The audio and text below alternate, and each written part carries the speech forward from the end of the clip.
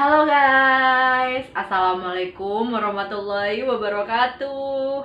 Ketemu lagi bersama aku tentunya Ratu EKBKJ di channel Ratu EKBKJ. Oke guys, kalau kemarin kita kan udah bahas tentang orang perfeksionis nih. Hari ini mau bahas tentang apa? Hayo, tahu nggak? Oke, kali ini aku mau nunjukin sesuatu hal. Sebenarnya ini bukan suatu hal yang baru sih ya, tapi ini flashback ke masa lalu aku sih sebenarnya. Maksud aku adalah hasil karya aku di masa lalu yang pengen aku apa ya, aku sedikit review dan juga pengen bacain buat kalian. Tara, ini dia nih.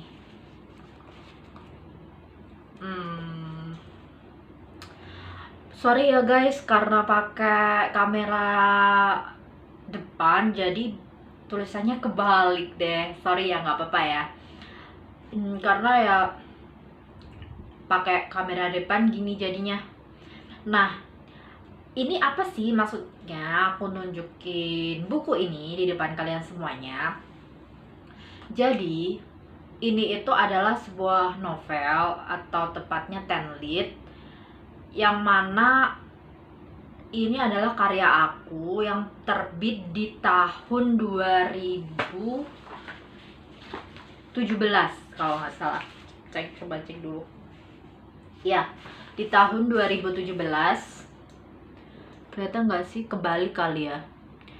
Ini tuh adalah karya novel aku tenlit yang terbit di tahun 2017 yang saat itu aku semester akhir waktu kuliah di IAIN Tulungagung.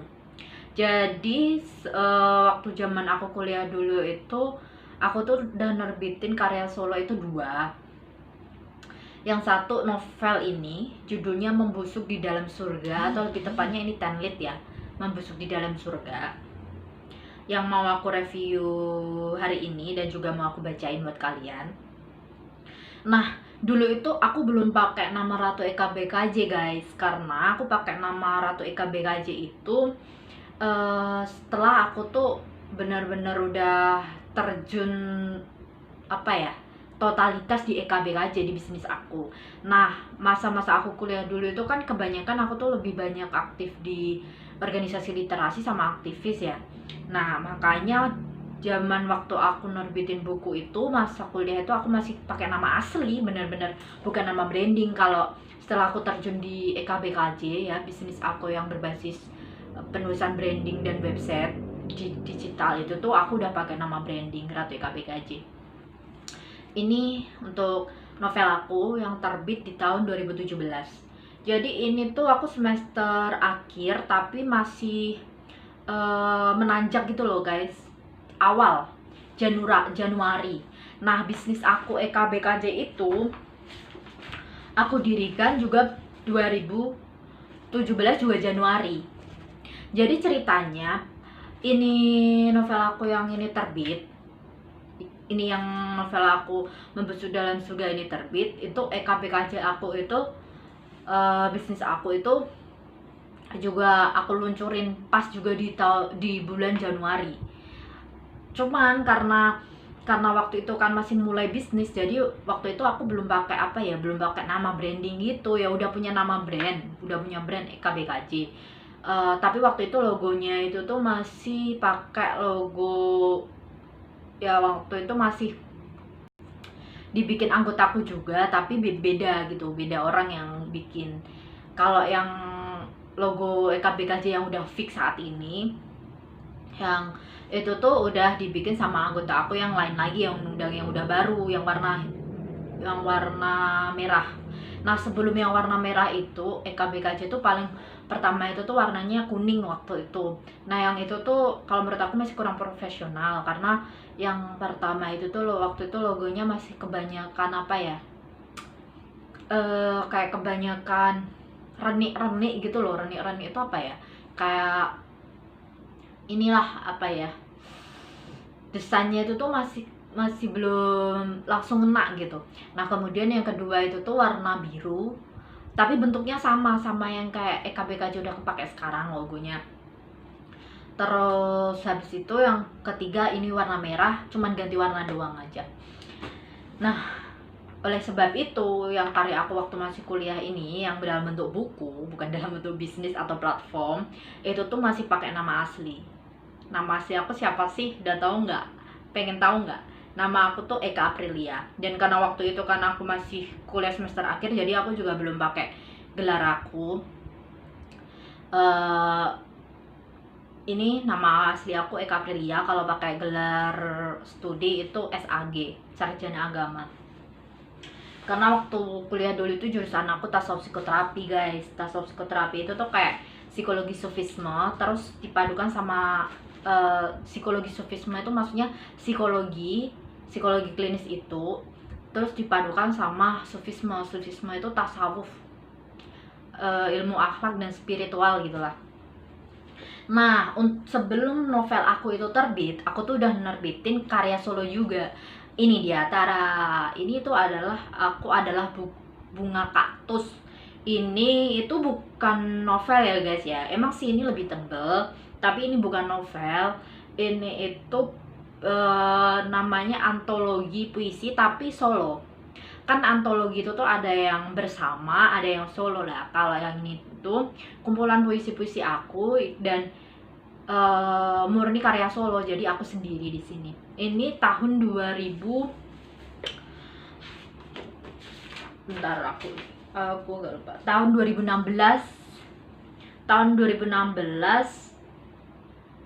November terbitnya guys. Yang ini karya aku. Jadi karya aku dalam bentuk buku itu yang solo, yang udah terbit itu 2. Kalau yang membusuk di dalam surga itu tuh dia terbit di Magnum Pustaka Utama. Sistem penerbitannya dia kerjasama self publisher. Maksudnya kayak gini ya. Jadi di dunia literasi itu untuk penerbitan itu tuh ada 3 jenis. Pertama itu penerbit indie, kedua penerbit mayor, ketiga self publisher. Nah, penerbit indie itu adalah apa sih? Penerbit indie itu adalah penerbit lokal atau penerbit kecil, ya bukan kecil siapa ya? Bahasa tepatnya penerbit ya lokal ya, yang tepat mungkin lokal kali ya. Nah, yang itu prosedur kita nerbitin buku tuh kita langsung kirim ke dia, terus kita bayar gitu loh, bayar buat nerbitin karyanya itu sama cetaknya, itu tuh indie. Nah, kalau penerbit mayor itu tuh adalah penerbit besar yang mana bedanya sama indie gini. Kalau indie kita bayar nih, pas nerbitinnya kita bayar, terus pas cetaknya itu kita bayar. Nah, untuk marketingnya, masarin bukunya dan semuanya itu tuh kita gitu loh, yang handle kita sendiri. Jadi penerbit tuh paling cuman nge-launching doang, dan paling cuman ya apa ya, kayak kadang ngadain event doang gitu. Jadi apa ya, kurang intens lah marketingnya ya. Jadi ya kita sendiri yang lebih banyak intens. Nah, dan kalau menurut aku tuh apa ya, bukan apa ya bahasanya, bukan rugi sih, apa ya, ini apa namanya, tantangannya atau bahasa lagi resiko. Nah, resikonya lagi kalau di penerbit indie itu tuh udah kita itu masarin sendiri, terus kita tuh juga dapat hasil yang dari penerbit itu cuma 10%. Miris banget kan. Nah, tapi kalau kita cerdas gitu tuh ya, kita bisa bikin harga sendiri kalau mau lebih dari yang 10% tadi. Jadi misal kata nih dari penerbit dikasih harga misal kata 70.000 gitu ya. Nah, kita kan dapat 10% dari 70.000 itu per buku kan, 10%-nya. Nah, kalau kita pengen dapat fee lebih gitu, kita bisa pakai tambah harga sendiri gitu. Kita pakein harga sendiri pas kita marketinginnya. Jadi misalnya kita buat jadi 90.000 gitu. Nah, yang lebihannya 70 itu tuh penerbit udah nggak ikut campur. Itu kalau indie. Nah, kalau mayor itu adalah penerbit besar Contohnya tuh kayak Gramedia, Diva Press dan sebagainya. Itu untuk sistem penghasilannya sama sih 10%, karena memang rata-rata dunia literasi itu tuh bisa dibilang kalau berkaitan dengan fee itu tuh bisa dikatakan miris ya. Kalau kita masih ngikut sama penerbit, belum punya, ibarat kata belum punya brand sendiri, itu tuh kalau bicara secara nominal emang miris sih. Sekelas penerbit mayor pun memberikan penulis itu juga cuma 10%. Bedanya kalau yang indie itu tuh udah dapat 10%, kita yang masarin sendiri, kita yang nulis dan sebagainya. Kalau mayor enggak. Kalau mayor kita dikasih 10% gitu ya. Setelah itu buku kita cuma nulis doang. Setelah nulis, buku kita diterbitin, buku kita dipasarin, di distribusikan ke berbagai toko buku besar, itu tuh udah urusannya penerbit. Kita cuma tinggal terima instan 10%-nya. Itu kalau penerbit mayor. Nah, kalau yang aku mau ceritain tadi untuk novelku itu self publisher. Jadi sebenarnya self publisher itu adalah seorang penulis yang punya penerbitan sendiri. Salah satu penulis besar yang punya penerbitan sendiri atau self publisher itu tuh Asma Nadia. Kalau penerbit mayor yang dia terbit di mayor itu kayak Habibur Rahman, kayak terus kayak apa namanya, yang bukunya, yang novelnya Ketika Cinta Bertasbih itu tuh dia terbitnya di penerbit mayor. Kalau kayak Asma Nadia itu dia self publisher, jadi dia nggak sekedar penulis, jadi dia penulis sekaligus pebisnis karena dia udah punya penerbitan sendiri. Itu namanya self publisher. Nah, sedangkan novel saya ini adalah kerja sama self publisher. Maksudnya gimana? Jadi Magnum Pustaka Utama itu bukan penerbit saya, bukan penerbit milik saya, bukan. Tapi ceritanya itu tuh, waktu itu tuh saya kan aktif di organisasi literasi yang namanya Sekolah Literasi kan di Ponorogo. Nah, di sekolah literasi itu tuh saya ketemu sama disebutin gak ya namanya, enak gak ya disebutin? Itu tuh sama bapaknya yang pembina sekolah literasi itu. Dia itu tuh adalah dosen di Setikip Ponorogo. Nah, pas di organisasi itu, pas ngadain workshop di situ. Nah, selain aktif bertanya di situ tuh, saya juga menginformasikan kalau saya itu punya sebuah karya yang satunya udah saya terbitin, yaitu puisi tadi, dan satunya lagi saya tuh masih punya stok tapi belum diterbitin gitu. Nah, ceritanya tuh waktu itu di situ tuh sesi sharing gitulah. Nah, pas pulangnya si babaknya itu dia nawarin kerja sama gitu, mau nggak kalau karyanya itu diterbitin penerbit saya gitu kan. Dia kan punya penerbit sendiri yang Magnum Penerbit itu. Jadi dia itu dosen tapi dia aktif nulis gitu, dan dia punya penerbitan sendiri gitu loh ceritanya. Nah, dia terus sistem penghasilannya itu ceritanya, dia itu tuh untuk cetak pertama dia kasih gratis berapa ya waktu itu, 10 cetakan kalau nggak salah. Dia jadi terbitnya gratis, terus cetakan pertama itu dikasih free 10. Nah, setelah itu terserah katanya, kalau misalnya kita mau cetakin itu jadi ya harus bayar gitu.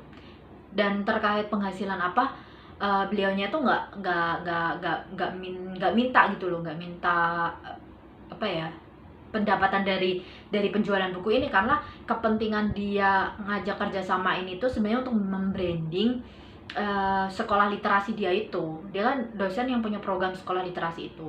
Nah, dia tuh pengen membranding kalau jebolan sekolah literasi itu yang organisasinya dia itu tuh bisa nerbitin buku gitu loh ceritanya itu.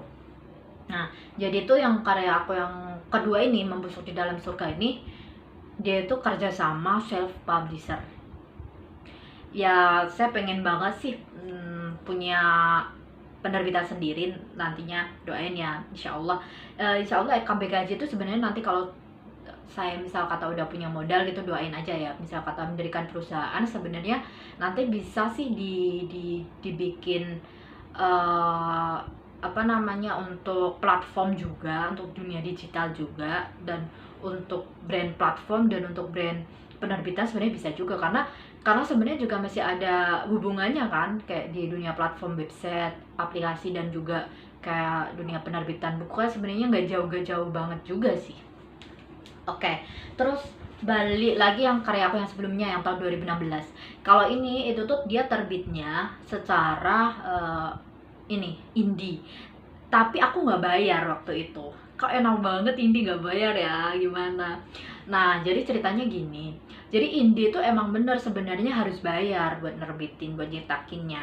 Tapi waktu itu tuh ceritanya aku ikut lomba gitu loh. Kalau nggak salah tuh ikut lomba, terus eh aku juga agak iya ikut lomba. Terus di lomba itu tuh aku eh jadi kontributor yang menang urutan keberapa gitu loh, 99 penulis terbaik kalau nggak salah ya waktu itu tuh. Nah, terus di situ tuh ada kesempatan buat nerbitin gratis gitu ceritanya tuh, dapat 10% kalau dari bukunya diterbit itu ada penjualan gitu ceritanya. Penulisnya tuh dapat 10% tapi terbitnya gratis itu. Nah, cetaknya, tapi untuk cetaknya ya biaya sendiri. Kalau misal kata nih, jadi dia tuh sistemnya POD waktu itu tuh. Jadi kalau misal kata ada orang yang pesen gitu ya, itu tuh aku kontakin penerbit, jadi dia cetak. Nah, dari orang yang pesen itu aku ngambil 10% kecuali yang aku tambahin harga sendiri. Ceritanya kayak gitu. Ini jadi dia indie tapi karena aku waktu itu ikut kontributor gitu ya eventnya sana, jadi aku terbitnya di gak bayar ke dia. Nah, itu sekilas flashback karya aku yang zaman dulu, yang sebelum apa ya, yang sebelum kemudian aku memutuskan untuk terjun di dunia branding sama digital. Nah, ngomong-ngomong kenapa sih hari ini itu saya pengen ngajakin kalian buat flashback karya aku yang masa lalu. Jadi ceritanya itu tuh gini, apa sih yang melatar belakangnya aku dari dulu tuh aktivis literasi dan juga penulis literasi, terus kemudian beralih ke dunia penulisan branding dan digital development. Nah, sebelum ke situ, jadi itu ceritanya dulu ya, waktu zaman kuliah tuh emang aku aktif banget di dunia literasi, dan nggak cuma nulis buku ini doang sih ya, ini yang buku solo. Sebelum yang buku solo tuh aku juga nerbitin buku antologi bersama, jadi tulisanku terbit bersamaan gitu, itu 5 kali. Nah, itu di event-event penerbit, sampai juga pernah mendapatkan ini 99 penulis terbaik versi Destama Media juga. Nah, itu tuh 5 kali yang penulisan bersama, yang bukan solo. Itu tahun 2015, jadi sebelum aku nerbitin buku solo aku. Nah, kemudian di tahun 2016 itu aku terbitin buku solo, 2017 juga buku solo. Nah, pas aku lulus kuliah itu tuh sebenarnya aku udah aktif di dunia digital branding udah aktif, tapi waktu itu aku juga nggak meninggalkan 100% sih sebenarnya literasi, tapi udah nggak seaktif zaman kuliah dulu sih. Nah, waktu itu aku juga masih sempet nerbitin tulisan itu tuh di media cetak, koran gitu, itu tuh di Kaki-Kaki Rakyat. Jadi Kaki-Kaki Rakyat itu kayak semacam apa ya, media cetak jurnalis lokal gitu. Nah, waktu itu tuh aku masih sempat nulis 2 kali. Yang pertama itu judulnya apa ya, waktu itu aku bawa nggak ya itu, sayangnya nggak aku bawa nih, apa namanya, untuk bukti cetakan koran tulisan yang terbit itu aku bawa. Tapi di website aku itu ada, kalau kalian pengen kepo itu bisa kunjungi di penulisan ekbkj.com, dan di situ nanti di bagian media, di situ nanti kalian scroll ke bawah itu ada apa namanya, foto tulisan aku yang terbit di media cetak sekaligus keterangan isinya gitu, sekilas keterangan isinya ada. Begitupun buku aku tadi yang aku lihatin itu tuh juga udah aku gambar foto bukunya itu udah aku upload di website juga, dan tapi nggak semua isinya aku masukin ya, itu kalau sampai semua nggak boleh sama penerbitnya juga, dan aku kan juga nggak mungkin kan masukin semua. Nah, itu aku masukin beberapa, isi dari buku juga di situ. Kalau kalian pengen kepo, kunjungin aja deh penulisankbkj.com. Terus di kategori buku, kalau pengen yang lihat buku, terus kalau pengen lihat yang tulisan gue cetak di media cetak tadi, itu tuh bisa di kategori media, ya kan? Ada kategori media nanti di website situ. Lanjut ya. Terus gini, dulu itu kan aku aktif banget di dunia literasi sama di organisasi aktivis juga dan di sosial. Nah, ini aku fokusnya ke literasi sampai kemudian ya itu tadi aku sempat nerbitin buku solo, buku bersama, terus nulis di media cetak. Nah, pada suatu titik itu aku berpikir kemudian sebenarnya udah terjun di digital branding nulisan sih, tapi pada suatu titik aku mikir dunia bisnis itu kan benar-benar perlu perlu totalitas kan, dunia bisnis itu kan sebuah karir yang memang antara kognitif, afektif, psikomotorik itu kan semua harus gerak.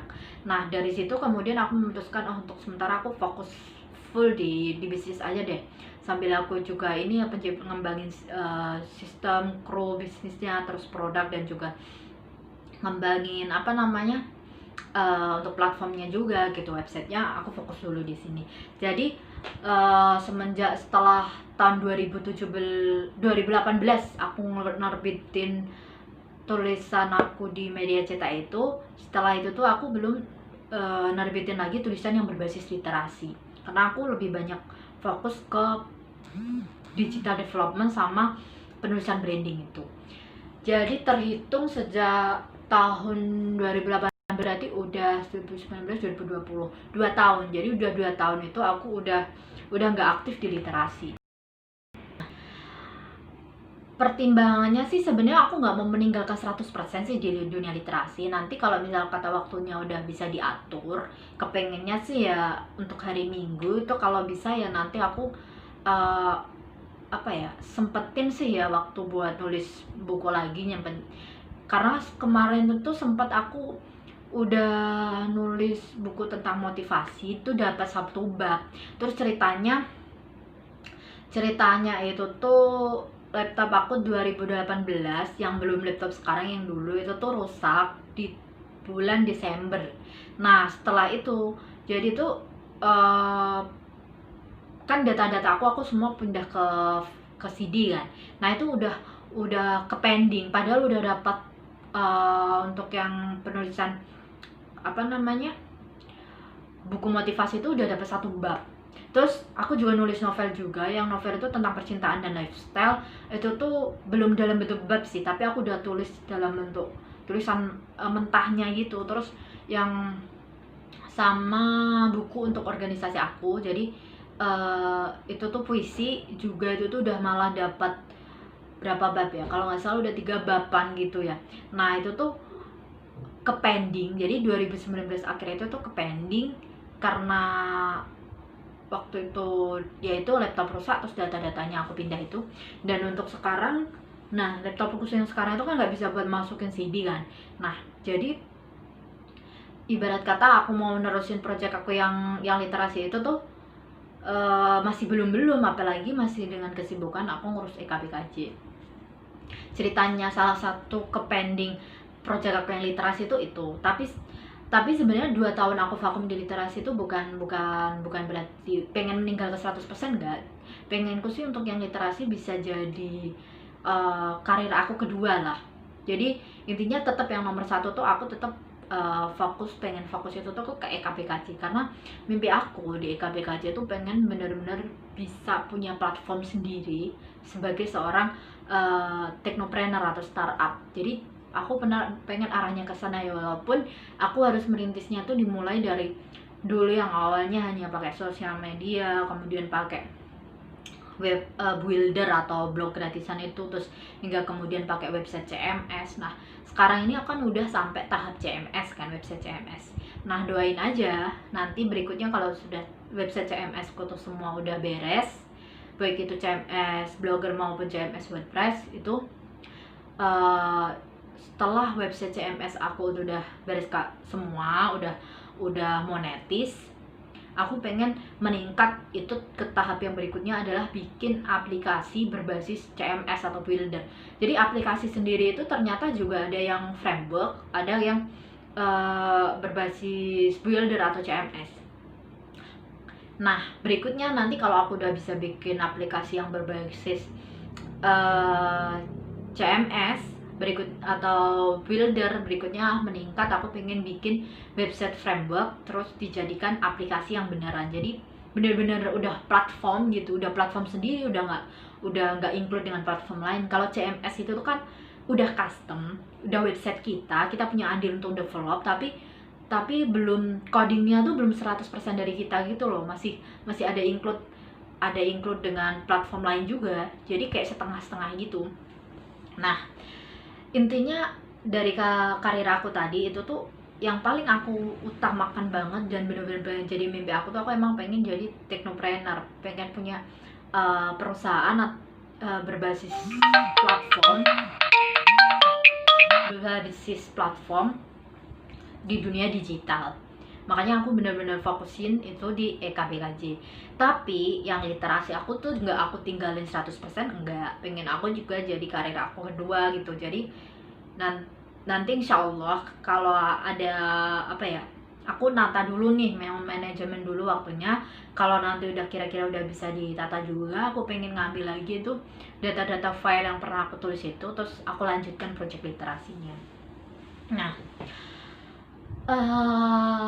sampai situ kemudian gini, apa sih yang menjadikan alasan aku yang awalnya itu dari penulisan literasi terus beralih ke penulisan branding dan digital development. Pertama, kalau berbicara secara idealisme dulu ya, jadi ada alasan idealisme dan ada alasan realisme. Alasan idealisme aku gini, dulu kan aku berpikir jadi penulis itu kita bisa berjuang, ya kan, beramal perjuangan, menyuarakan hak-hak orang yang tertindas, menyuarakan ketidakadilan, mengkritik segala hal yang tidak sesuai, merubah paradigma dunia, merubah paradigma orang terkait sesuatu hal yang itu nggak logis, yang itu merugikan orang lain dan sebagainya. Dulu aku berpikir seperti itu, makanya aku di semua isi puisi aku ini tuh hampir jarang yang membahas tentang percintaan atau lifestyle. Itu paling cuma ada 1 atau 2. Hampir semua di sini itu tuh puisi aku membahas tentang politik, kehidupan sosial, kritik-kritik yang tajam. Terus di novel aku juga ini judulnya kan agak ngeri juga kan, Membusuk di Dalam Surga. Jadi ini benar-benar tulisan aku yang berbasis idealisme banget, ada sisi kritikusnya juga. Kalau nanti aku ceritain deh, yang intinya kalau ini tuh kritikus tentang ada unsur sosial, ada unsur agama juga, dan ada unsur kehidupan, terus juga ada unsur sedikit tentang politik juga. Jadi dulu itu aku berpikir pengen aktif banget di dunia literasi dan jadi menulis tuh seperti itu. Nah, setelah berjalannya waktu, kemudian aku berpikir, kalau aku jadi penulis saja gitu ya kan, dengan kondisi Indonesia, terus kayak ekonomi juga, aku banyak nemuin misal kata orang yang nggak mampu, misal kata ternyata di era seperti ini masih banyak misal kata orang yang misalnya masih minta-minta atau apa ya, kekurangan, terus kekurangan baik makan atau anak kecil yang putus sekolah dan sebagainya. Dan dengan aku melihat itu terus belum lagi melihat kondisi politik di Indonesia yang udah banyak banget kepentingan, terus berebut kekuasaan dan lain sebagainya. Terus intinya berkecamuk masalah-masalah dunia seperti ini, terus diskriminasi perempuan juga, terus ekonomi yang kurang stabil dan sebagainya. Dari berbagai masalah-masalah yang aku lihat di fenomena yang terlihat di depan mata aku tuh, aku menjadi berpikir gitu, dengan aku menjadi penulis hanya dengan berat kata berbicara dan menulis saja, apakah ini bisa mengubah kondisi orang menjadi lebih adil, lebih baik, lebih humanisme, lebih setara. Terus aku berpikir gitu. Terus belum lagi tantangan di Indonesia, tidak semua orang itu suka membaca. Tahu sendiri bagaimana literasi orang Indonesia yang ya sebagian besar itu lebih suka mendengar, melihat daripada membaca. Dari situ kemudian aku mikir, kalau aku nulis doang gitu, emangnya amal perjuangan aku ini benar-benar signifikan gak sih dampaknya? Dari terlintas pikiran aku mikir kayak gitu tuh, kemudian aku kayaknya aku nggak boleh cuma jadi penulis doang nih. Aku harus buat satu hal. Nah, pas waktu itu kan aku udah punya Germusa kan ya. Terus waktu itu Germusa aku tuh kan juga untuk amal perjuangan lah, yang basisnya gerakan gitu. Terus posisi kan aku lulus kuliah 2017 itu kan Germusa udah vakum kan. Nah, terus waktu itu kan ceritanya pertama 2017 itu aku bikin EKBKJ itu kan untuk membiayai Germusa kan, awal gitu kan. Jadi kan literasi aku masih aktif ya walaupun nggak seaktif banget waktu dulu, tapi aku masih aktif. Kalau 2017 awal itu malah aku masih aktifnya, makanya aku bisa terbit novel juga itu. Nah, waktu itu untuk 2017 itu mindsetnya beda pas di 2018 atau 2019 yang aku ceritain tadi. Kalau yang di 2017 itu aku bikin EKBKJ itu untuk mendanai Germusa. Itu mindset aku mikir, karena waktu itu kan Germusa gini ya, dananya itu tuh sering kali itu kita iuran, terus kalau nggak gitu tuh aku iuran terus aku tambah juga dari aku pribadi. Jadi aku ikut iuran terus tambah lagi karena aku pendirinya. Nah, terus aku mikir, kalau gini doang gitu, terus kan aku mikir kan nggak terus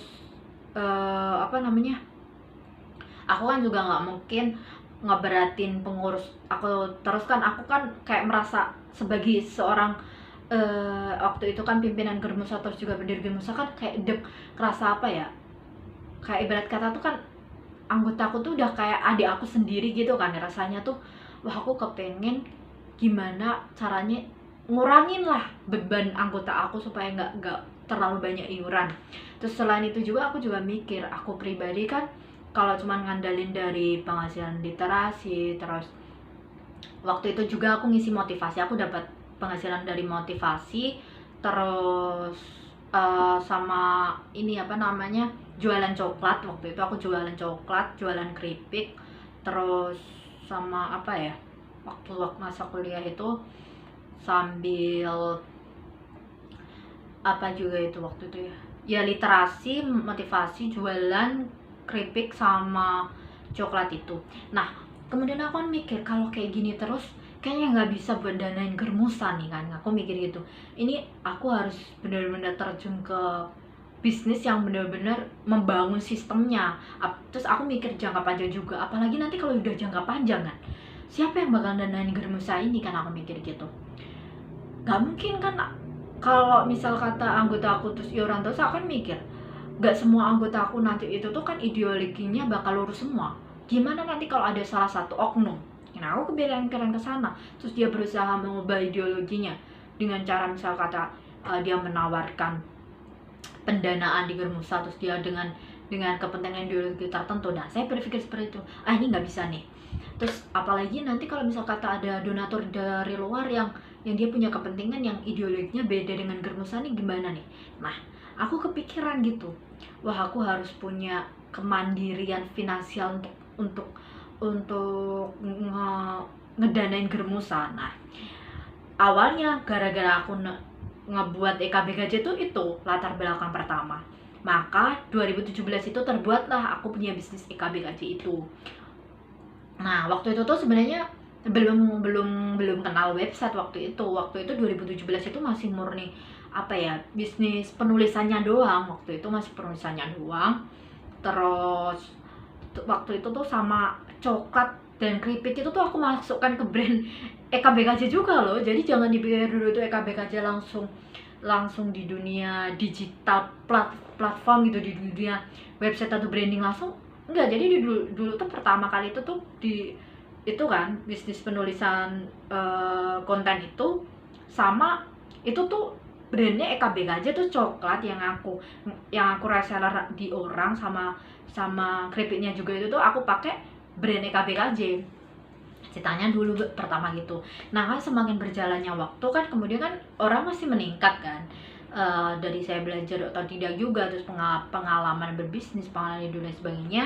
Kemudian itu yang coklat sama keripik itu aku tinggal, dan EKBKJ aku fokusin ke EKBKJ ini ternyata ada jalannya ke sana. Nah aku kemudian ternyata ini jalannya tuh kayaknya tuh ke dunia platform nih. Nah habis itu EKBKJ itu panjangannya aku ganti bisnis komunikasi jaringan. Kenapa komunikasi jaringan? Karena komunikasi jaringan itu kan pasti berkaitan dengan informatika, dan informatika itu kan jelas digital. Nah dari situ kemudian aku kembangin penulisannya, yang awalnya itu tuh hanya artikel aja waktu itu ya kontennya, kemudian aku kembangin jadi review, ada copywriting, terus ada tutorial, naratif, seperti itu. Nah tapi sayangnya waktu itu tuh aku masih pakai blog biasa, belum kenal website waktu itu, 2018 awal ya, itu aku masih blog. Nah kemudian aku tuh tersadarkan untuk naik ke website itu ada suatu ketika itu calon mitra atau calon klien tuh yang kok websitenya masih gratisan sih kan gitu, kok masih blog gratisan sih kan, ada yang kayak gitu. Wah aku termotivasi kan, wah nggak bisa nih, ini benar udah saatnya aku harus ningkat. Nah aku cari tahu sebenarnya blog itu kalau ningkat itu apa sih. Nah ternyata blog itu kalau ningkat itu tuh namanya website CMS. Nah CMS itu content management system. Nah content management system website CMS itu adalah yang paling terkenal itu Blogger sama WordPress. Nah itu tuh di custom, jadi yang awalnya itu tuh kita pakai domainnya .blogspot.com atau .wordpress.com itu jadi dihapus, dihilangin, jadi beli domain sendiri, hosting sendiri, template sendiri, di develop. Jadi website CMS tuh kayak kita punya andil untuk develop, untuk ngoding juga, tapi nggak 100%, kita masih ada include sama website lain. Nah disitulah kemudian aku bikin pertama kali waktu itu CMS Blogger, yang kemudian domainnya belum TLD sih, udah custom tapi belum TLD waktu itu .site. Kemudian di 2018 akhir bulan Oktober jadilah itu website aku, 3 website waktu itu, penulisan IKBKJ, masih 2, penulisan IKBKJ sama Supereka itu .site. Terus kemudian meningkat lagi, kemudian di 2019 itu tuh aku karena udah banyak aktif di komunitas blogger, terus aktif juga di komunitas Google, di Google juga. Di situ aku juga belajar otodidak juga, aku cari-cari sendiri website kayak gini kalau ningkat lagi jadinya apa sih kalau ditingkatin lagi. Jadi aku tuh tipikal orang itu tuh gini, tipikal orang tuh kalau kenal suatu hal gitu ya, itu aku pasti selalu cari akarnya, akar ini tuh kemana sih jadinya gitu. Jadi pertama kali dulu kan aku padahal kenalnya tuh cuman konten artikel, tapi aku berpikir ini kayaknya nggak mungkin nih, masa bisnis cuman kayak gini-gini doang. Nah aku pikir lagi, ini kalau ningkat itu tuh kemana sih arahnya. Kan dulu awalnya kenal ke blog, terus meningkat lagi blog itu arahnya kemana sih, ternyata ke website CMS. Nah sampai situ kemudian jadilah website CMS. Terus kemudian aku belajar lagi CMS itu bisa dimonetis nggak, ternyata bisa. Nah dimonetis AdSense. Selain AdSense apa sih? Nah bisa AdNo, terus Propeller Ads, terus AdWords, Mgedit, terus apa lagi ya, Mgedit, Revenue Hits, banyak. Nah waktu itu sebenarnya sebelum AdSense sama AdNo, sekarang itu website aku monetisnya AdSense sama AdNo ya teman-teman. Sebelum ke AdSense sama AdNo, dulu itu aku tuh pakai Revenue Hit, AdNo, sama Pop Ads. Dan untuk revenue hit itu tuh jelek banget. Maksudnya jelek banget tuh gini, maaf nyebut merek, bukan jelek banget sih, maksudnya apa ya, nggak cocok lah di aku. Maksudnya nggak cocok itu tuh kayak perjalanannya apa ya, kayak padahal itu udah ada yang nge-view, itu tuh kayak tetap nol aja gitu loh. Jadi kayak apa ya, kayak nggak jalan itu apanya,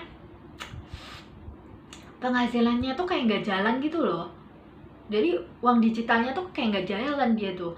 Terus udah aku lepas, terus habis itu aku ganti Pop Ads.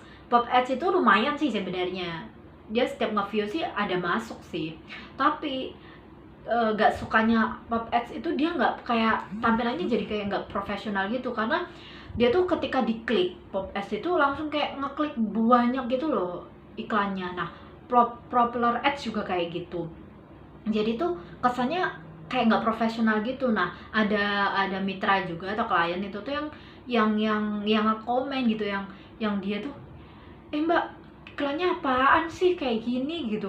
Dia bilang ganggu banget, mau baca nggak bisa baca. Jadi dia iklannya tuh nggak user friendly gitu. Kalau AdSense sama Adno, mGedit itu kan iklannya kan user friendly kan, maksudnya kan tertata tempatnya itu. Kalau kayak Pop Ads, revenue hit, dia itu tuh kayak ketika kita ngeklik linknya itu tuh iklannya langsung muncul banyak dan ganggu gitu. Nah, habis itu aduh nggak bisa nih aku terusin pakai ini. Kemudian aku lepas itu yang Pop Ads, revenue hit, popular ads, itu aku lepas semuanya. Terus kemudian aku fokus ke AdSense sama Adno. Sebenarnya pengen nyoba mGedit juga sih, kata teman-teman bagus, tapi aku masih belum lah, nantilah.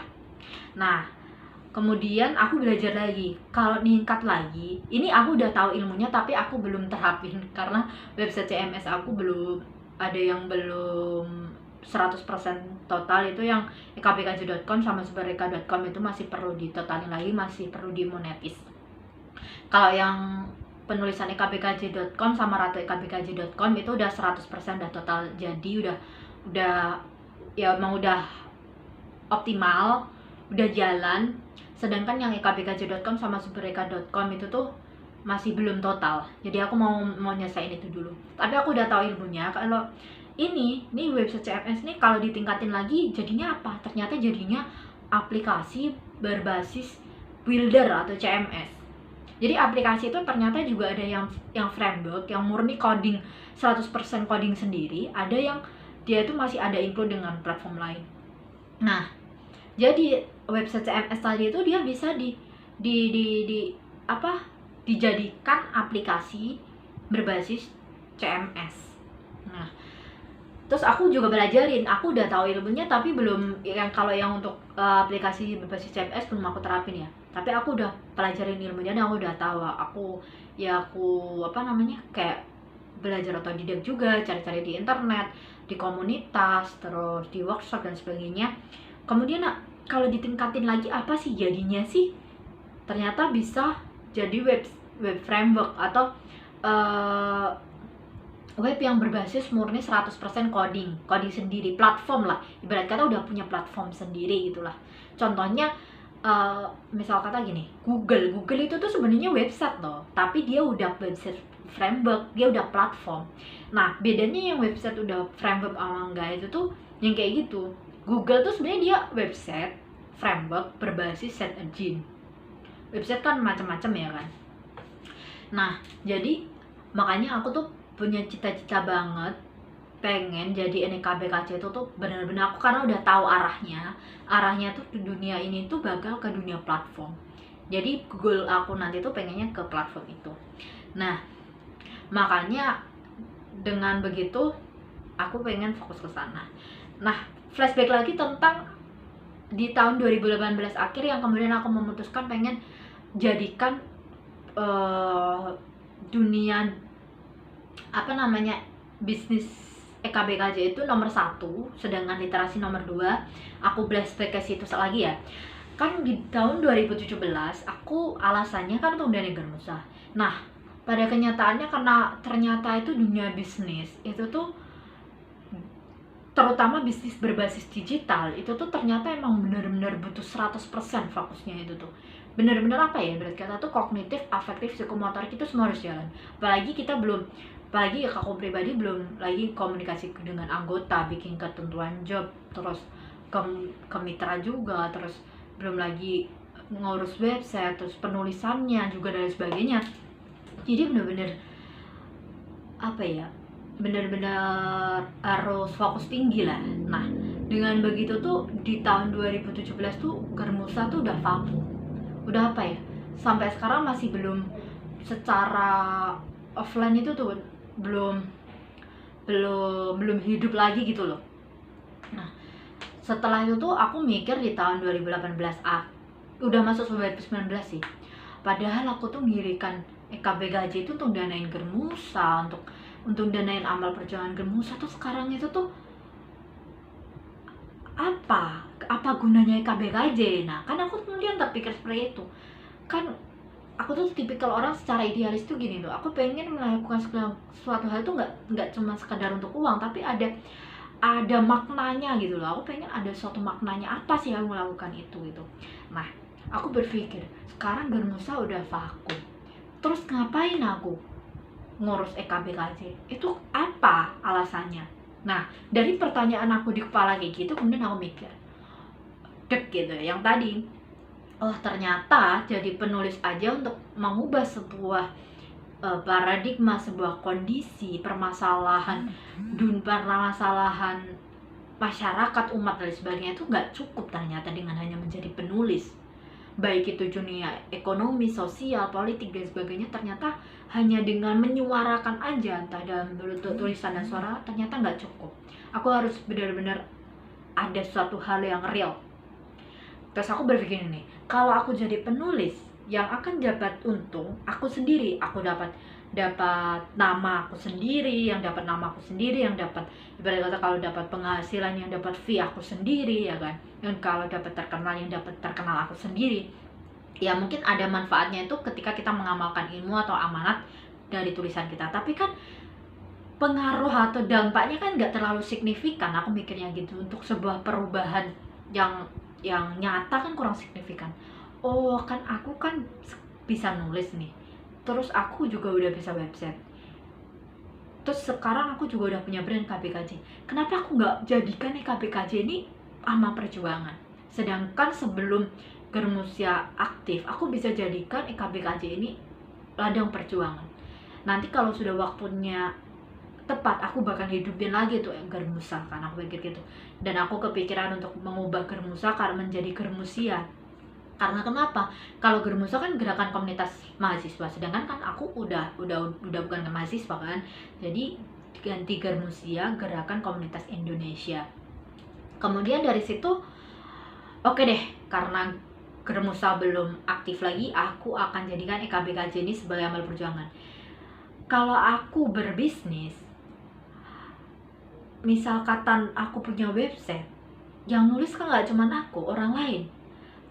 Berarti aku membuka peluang untuk orang lain juga ikut punya nama. Jadi yang punya nama nggak cuma aku doang. Nah, berarti aku memberi manfaat untuk orang lain untuk memfasilitasi kemampuannya, skillnya untuk menyalurkan. Pertama itu alasan aku.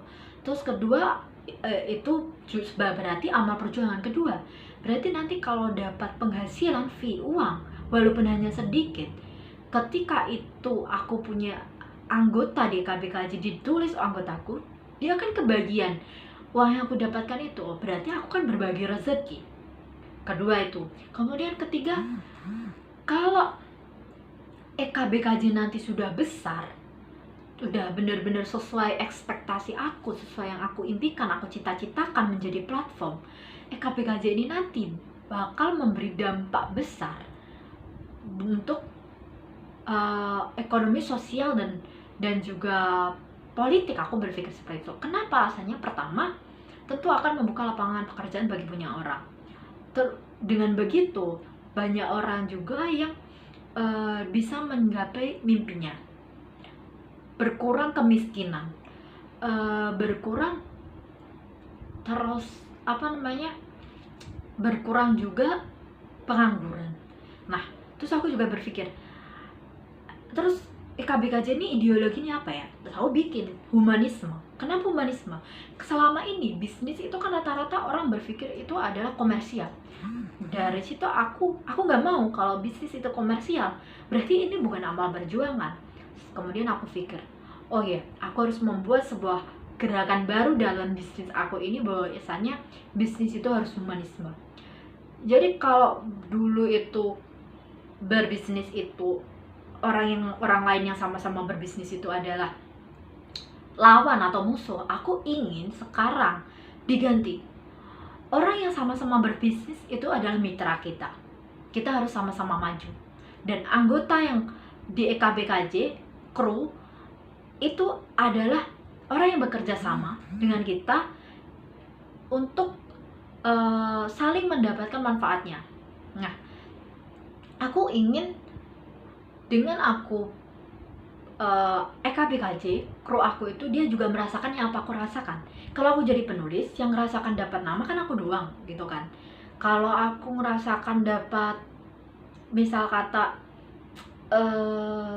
keberhasilan kan aku doang. Tapi kalau aku jadikan bisnis sebagai perjuangan, orang-orang yang di sana, di luar sana banyak pengen jadi penulis dan nggak bisa jadi penulis, di sini dia bisa jadi penulis. Jadi yang bisa ngerasain seneng itu nggak cuma aku doang, orang lain juga bisa bakal ngerasain seneng. Dia juga bisa mencapai mimpinya. Nah, itu alasan kemudian aku di tahun 2018 akhir aku benar-benar fokus total ke EKBKJ, karena aku udah punya alasan bahwasanya walaupun Germusa belum aktif, EKBKJ ini juga amal perjuangan karena ini humanisme. Aku pengen ini benar-benar humanisme antara aku terus orang lain yang berbisnis itu adalah mitra, dan orang lain yang berpartner dengan kita itu adalah bolo kru atau anggota kru. Nah, seperti itu. Jadi latar belakangnya yang dari dulu aku tuh orang literasi kemudian berpindah ke bisnis digital tuh kayak gitu. Lalu sebenarnya apakah aku tuh dulu tuh ada latar belakang berbisnis gak sih? Iya, ada sebenarnya. Bahkan sebelum aku menemukan EKBKJ, itu tuh aku sempet ganti jenis bisnis atau produk itu sampai 15 kali. Karena aku udah mulai berbisnis itu sejak SMA. Pertama kali itu brand aku Uwer. Itu tuh jajanan gitu. Terus kemudian keripik Wijen. Ganti lagi di kuliah itu tuh aku buat kantin kejujuran. Ganti lagi. Terus yang reseller coklat sama keripik itu ganti lagi. Kemudian apa lagi ya? Ini apa namanya? Cilok omelet. Cilok terus omelet dan sebagainya. Sampai kemudian ternyata emang aku tuh gak bakat di dunia bisnis kuliner. Ternyata Allah itu kasih jalan. Kamu dari sejak kecil itu memang suka nulis, suka komputer. Aku tuh jadi sejak kecil tuh emang suka komputer, terus suka nulis. Jadi ternyata itu tuh kenapa Allah itu kayak bikin kita terkadang itu tuh, dulu kan aku belum kenal kayak apa ya, kayak komputer tuh bisa ngasilin gitu kan, aku dulu nggak tahu. Padahal sebenarnya itu ya pertama kali aku kenal blog gratisan ya, yang bukan website, itu sebenarnya tuh kelas 2 SMK. Sebenarnya kelas 2 SMK tuh aku udah kenal blog gratisan, tapi aku nggak tahu kalau ternyata tuh dunia komputer itu tuh ngasilin, tuh nggak tahu dulu tuh. Ya udah dulu punya aja gitu akunnya, tapi aku nggak tahu. Jadi sebenarnya sejak kecil tuh aku suka nulis, terus senang banget nulis, terus juga suka komputer. Sejak kecil udah suka komputer, cuman aku nggak tahu ternyata kalau dunia komputer tuh dulu tuh ngasilin, bisa dibisnisin gitu. Aku dulu tuh nggak tahu ya, nggak ngeh gitu. Makanya dulu itu tuh kayak aku kan suka bisnis, tapi di sisi lain juga suka nulis, juga suka komputer. Nah, aku nggak sadar kalau ternyata bisa disebut bisnis sebagai technopreneur atau cyberpreneur. Itu dulu aku nggak sadar. Makanya aku pengen bisnis, makanya sejak SMK tuh aku selalu bisnis yang berkaitan dengan kuliner gitu. Nah, ternyata tuh selalu gagal ganti sampai kemudian 15 kali 2017 Allah temukan aku dengan EKBKJ ini. Ternyata walaupun dulu pernah dapat cobaan juga, ternyata di situ subhanallah, masya Allah, alhamdulillah, ternyata Allah kasih jalan itu di EKBKJ. Ternyata terkadang itu gini loh, Oh, ternyata tuh Allah tuh kasih jalan atau ridhoi kita itu sesuatu yang ada hubungannya dengan bakat di masa kecil kita. Itu yang aku alami. Contoh ya, aku sejak kecil itu suka namanya kayak ngatur-ngatur teman gitu. Atau kata lain itu tuh bisa jadi leader, pemimpin atau berbisnis itu kan juga pemimpin ya. Terus sejak kecil aku seneng gitu, main aja ya, bermain sama teman sejak kecil. Itu tuh selalu aku yang ngatur. Terus sejak kecil juga tuh aku sama mama itu ibu itu tuh kayak selalu di blender itu apa ya, kayak di push untuk selalu nulis gitu. Makanya aku dulu itu tuh sampai nggak TK, cuma TK 1 bulan. Makanya aku sekolah itu kan kecepatan dua tahun ya, karena aku masuk sekolah itu temennya belum bisa apa-apa, aku udah bisa baca tulis, udah lancar gitu. Dan aku tuh kekurangannya cuma di matematika doang. Terus makanya sama guru aku, udah nggak usah TK aja, udah kelas 1 langsung. Karena eh, gurunya bingung nanti teman-teman lainnya belum bisa, ini udah lainnya gitu, udah kemudian dinaikin ke kelas 1. Nah, terus di sejak kecil juga itu kan gini, aku tuh dulu di desa ya kan. Di desa itu tuh komputer tuh ada sesuatu yang wow, yang asing gitu.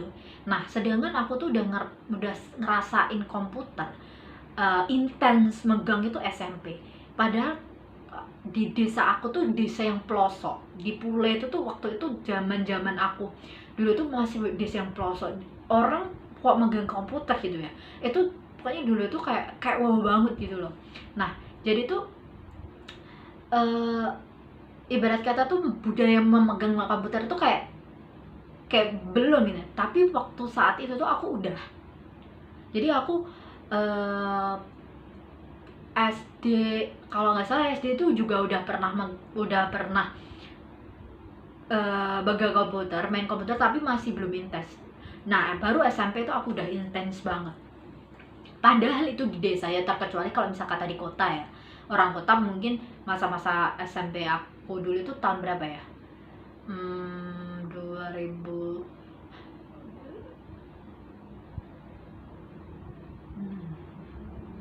kalau nggak salah mungkin 2008 ya atau 2007 ya. Itu mungkin kalau di kota sih mungkin udah agak biasa ya, tapi kalau di desa tuh masih belum. Tapi waktu semasa itu aku udah terbiasa megang komputer. Nah, dan ternyata kemudian aku kan suka bisnis gitu, tapi aku tuh dulu nggak nyadar kalau ternyata tuh bakat aku nulis sama komputer tadi itu tuh ternyata bisa dibisnisin.